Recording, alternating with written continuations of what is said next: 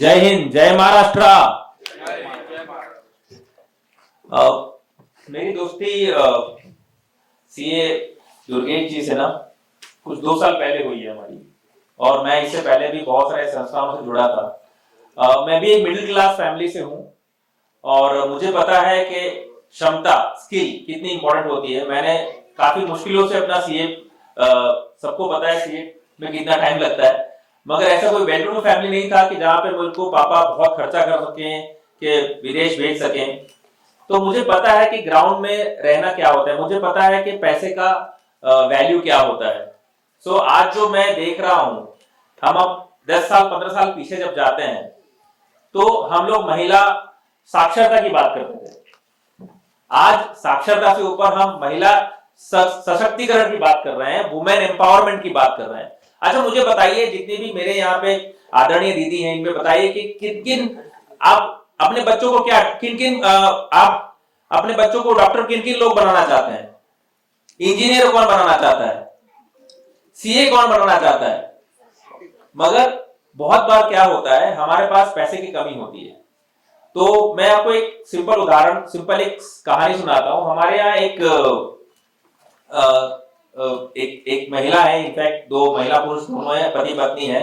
पति जो है वो कार साफ करते हैं अपार्टमेंट में सब जगह, और महिलाएं सबके घर घर में जाके काम करती हैं। उन महिला को ना अपने बच्ची को इंजीनियर बनाना है, आईआईटी बनाना है। उन्होंने कहीं पे सुन लिया था कि आईआईटी करवाना है उनको, मगर आईआईटी की खर्चा सबको पता है कितना होता है। तो उनको ना, उनके पास मैंने पूछा कि हाँ अभी किस तरह से करेंगे, बोले हम जोड़ रहे हैं पैसा, जो भी हो सकता है। एक बार हमारे यहाँ बर्थडे था तो हमने उनको बोला कि भाई केक लाना है, तो बोलते हैं कि हाँ केक बनाते हैं। एंड इट वाज, वो इतने ऊपर बड़े पैमाने पर नहीं बनाते थे। तो मैंने ठीक है बनाते हैं, और मैं हमेशा चाहता हूं कि छोटे लोगों को चांस दिया जाए, जिनको नहीं पता है। हम लोग मोंजिनी से नहीं मंगाएंगे, हम ऐसे सब जगह से मंगाएंगे। तो उनका केक हमको बहुत अच्छा लगा। कट टू 4 साल 3 साल तक हमने यही किया। मैं भी, जितने सारे दोस्त हैं, सबको हमने बताया कि इनका केक बहुत अच्छा होता है, हम इनको हम प्रोत्साहित करेंगे। तो अब उनका दिन में कम से कम 3 से 4 ऑर्डर होते हैं। और वो महिला ने क्या किया, वो महिला ने सशक्तिकरण, अपने स्किल के बल पर एक परिवार को खड़ा किया। आज उनके पास इतना पैसा है कि आईआईटी में अपना दाखला दिला सके। अब उस बच्ची के ऊपर है कि जब वो एडमिशन लेगी तो उसको ये नहीं सोचना पड़ेगा कि मेरे परिवार के पास पैसा नहीं है। तो इससे हमको क्या पता चलता है, एक महिला चाहे तो परिवार खड़ा कर सकती है, क्षेत्र खड़ा कर सकती है, गांव खड़ा कर सकती है, देश खड़ा कर सकती है। तो आप जब यहाँ पे अपने खुद पे खड़े होंगे, जब आप सिलाई मशीन करेंगे, जैसा दुर्गेश जी ने बोला, ये ना केवल आपके कुछ लिमिटेशंस, जो कुछ आपकी कमियां उनको काटेगा। मैं फाइनेंशियल कमियों की बात कर रहा हूं, बट आपके रिश्ते भी सुधारेगा। देखिए, मैंने एक चीज देखी है कि पैसा भगवान नहीं है, मगर भगवान से कम भी नहीं है कि नहीं? घरों में बहुत सारे आपस में मतभेद हो जाते हैं ना कि हाँ भी ये आज कर लेंगे, मेरे को घड़ी लेनी है, मुझे बच्ची बोलती है कि मुझे यहाँ पे पिकनिक जाना है, मुझे ये करना है, मुझे प्रोजेक्ट करना है।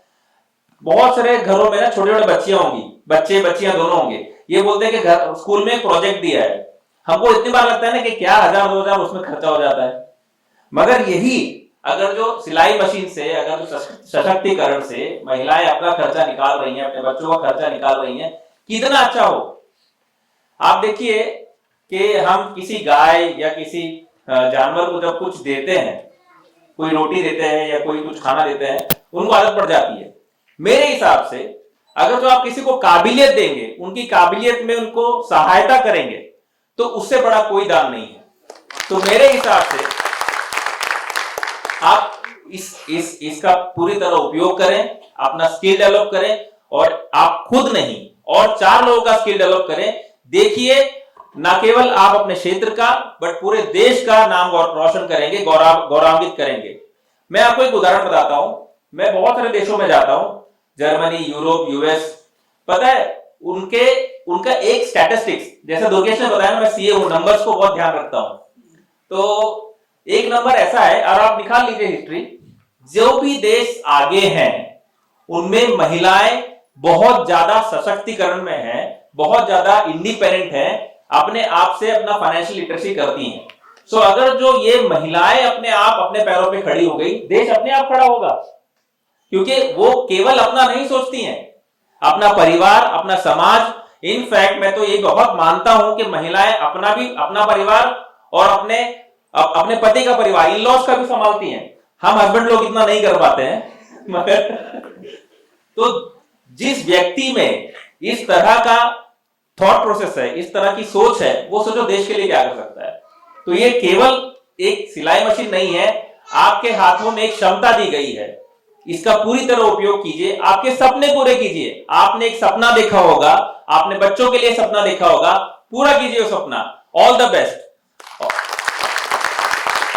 और मैं बिल्कुल अभिवादन करना चाहूंगा, अभिनंदन करना चाहूंगा एनएसएसओ का, निरंजन सेवा भावी ट्रस्ट का, जो एक बहुत अच्छा काम कर रहे हैं। देखिए, हमको एक पुश चाहिए और ये आप लोग एक पुश दे रहे हैं, ठीक है। हम किसी को ना तो कोई डोनेशन दे रहे हैं ना कुछ दे रहे हैं, बट ये जो संस्था है ये आप में काबिलियत भर रही है। इस काबिलियत को मैं आपको सलाम करता हूं